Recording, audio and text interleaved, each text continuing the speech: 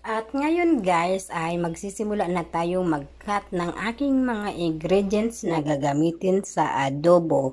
Una ay may patatas ako, sili, bawang, sibuyas, dahon ng laurel. Ito yung black pepper, yung pamintang buo, toyo, suka, ayan, sugar, then yan, baboy. Tapos, kailangan ko din guys ng tubig. Yan guys, start na tayo guys mag-cut ng mga ingredients. I-cut na natin guys yung patatas.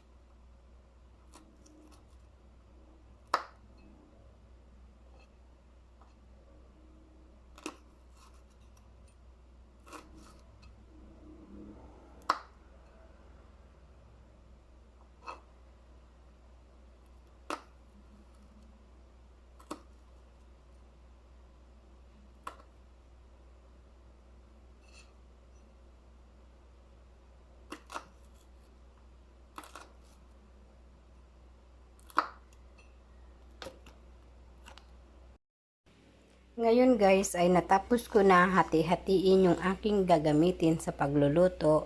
Ang patatas, sili, sibuyas, bawang, suka, toyo, at saka yung pamintang buo, dahon ng laurel. Kailangan ko din guys ng sugar. Kung walang puti, yan, brown sugar. At syempre guys, hindi mawawala yung tubig pampalambot ng karne. At 1 kilo at kalahating baboy.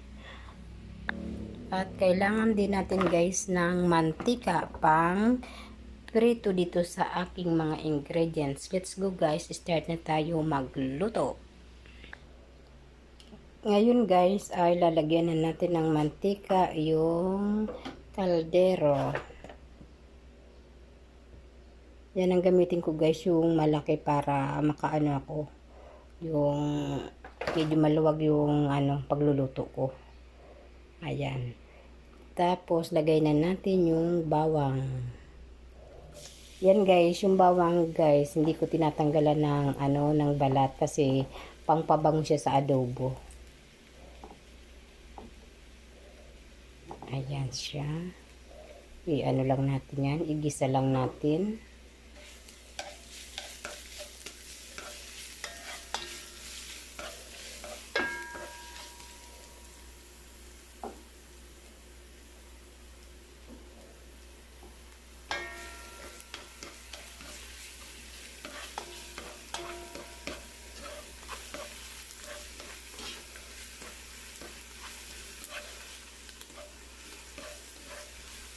Oh, ang bango na guys. Yung bawang.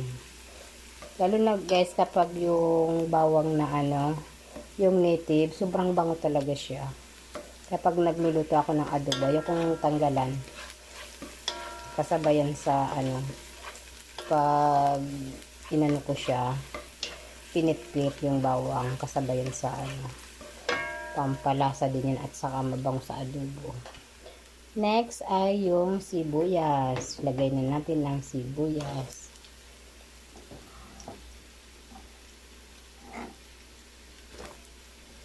Pinarami ko guys yung ano, yung sibuyas dahil isa rin yan ang ano, nagpapalasa sa adobo.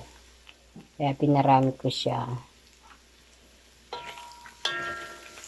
Masarap kasi guys sa adobo yung maraming bawang, maraming sibuyas.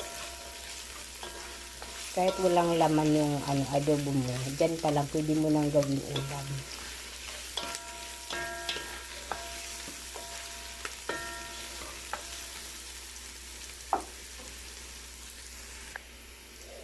Ayan na nga guys, yung sibuyas ay naluto na at saka yung bawang, brown na siya. Kaya ilalagay na natin yung karneng baboy. Ano natin, igisa din natin yung baboy. Ayan siya guys, pinatuluan ko sa strainer. Ayan, so super dami. Ayan siya. Mas maganda dito guys mag adobo kasi maluwag mo siyang hinahaluin. Ang bango guys, wala pang toyo at mga ingredients, pero maamoy mo na yung bango ng adobo.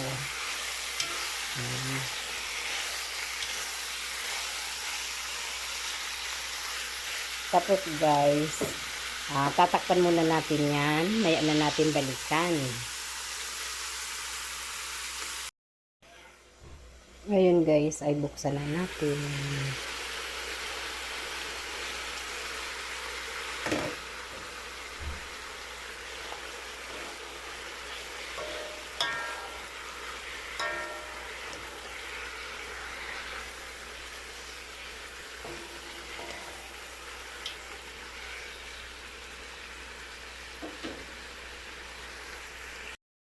Lagyan na natin guys ng pamintang buo. Ayan siya. Lagay na natin. Next guys, ilagay na natin yung dahon ng laurel. Ayan. Next guys, ilagay na natin yung toyo.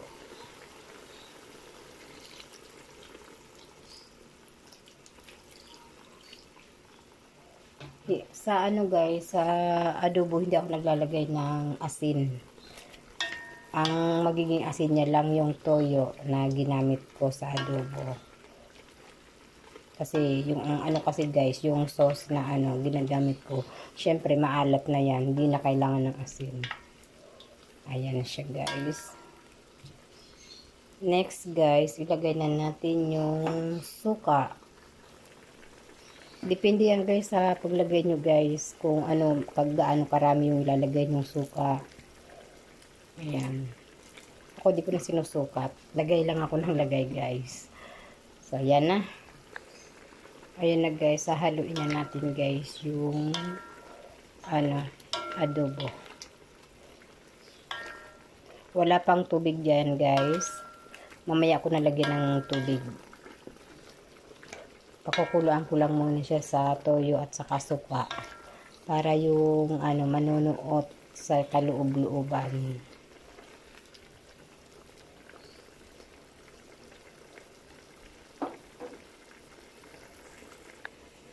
Lagyan din natin guys ng 4 cubes. Isang piraso lang guys, pampalasa din. Lagyan na natin guys ng cube, nor cubes pork. Lagyan na natin. Ayan. So, i-mix na natin guys.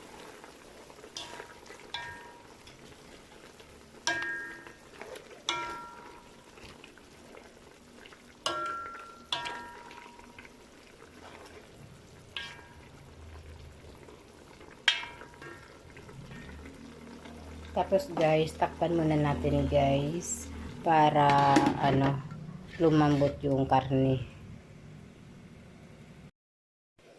Buksan na natin guys yung aking adobo. Wow! So yummy! Mix na natin guys yung aking adobo.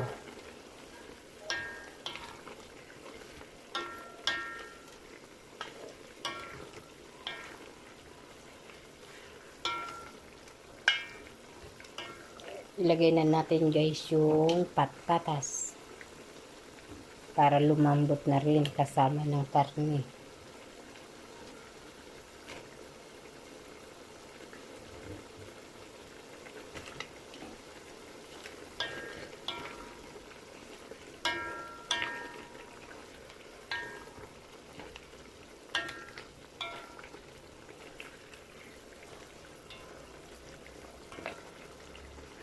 Lagyan na rin natin guys ng tubig para lumambot na yung karne. Mainit na tubig guys ang nilagay ko para kumukulo din habang ano siya, habang kumukulo yung karne, kumukulo din yung tubig. Ayan na guys, mainit na ano yan guys ang nilagay ko. Kaya magpapalambot na ako ng karne.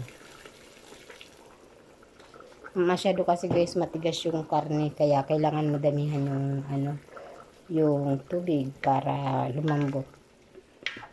So ayan na guys, balikan ko na lang yan guys mamaya.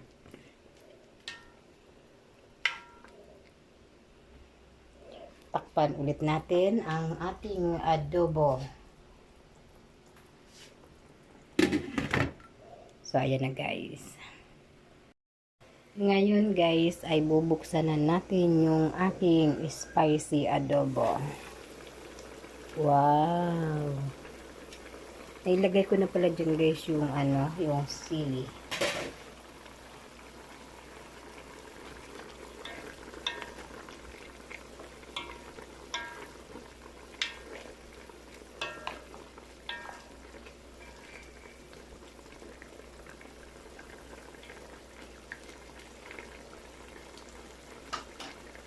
Ayan guys, medyo matigas pa guys yung karne.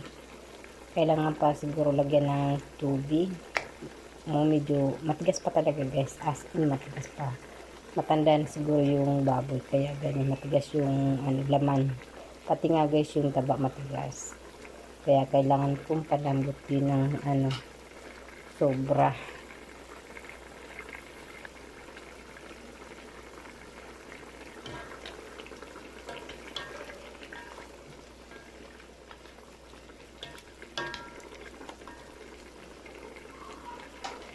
Palambutin ko na lang guys, mamaya ko na yung balikan.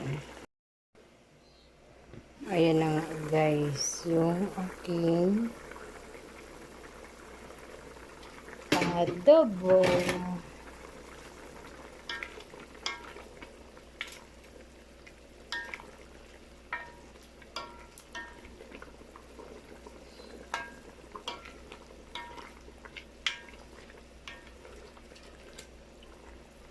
Patutuyuin ko lang yan guys. Check na natin guys kung malambot na yung karne. Ayan na siya guys. Yung aking spicy adobo. Nilagyan ko din yan guys ng spicy powder. Hindi lang yung ano, yung labuyo na presko. Nilagyan ko din yan ng powder. Ngayon guys, lagyan na natin guys ng asukal.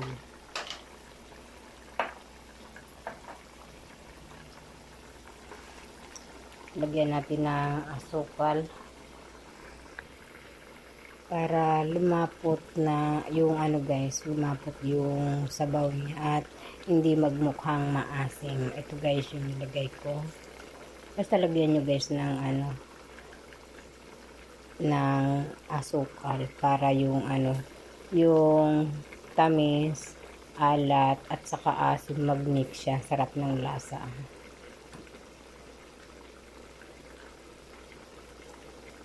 Yan guys, tapos mix na natin. Palalambutin ko pa rin yan guys para medyo sticky yung sabaw niya para lumapot. Kasi medyo malabnaw pa kasi siya guys. So, kita pa na ano, hindi pa masyado masarap. Mamaya kapag konti na lang sabaw niyan guys, nagmamantika yung aking adobo. Yan.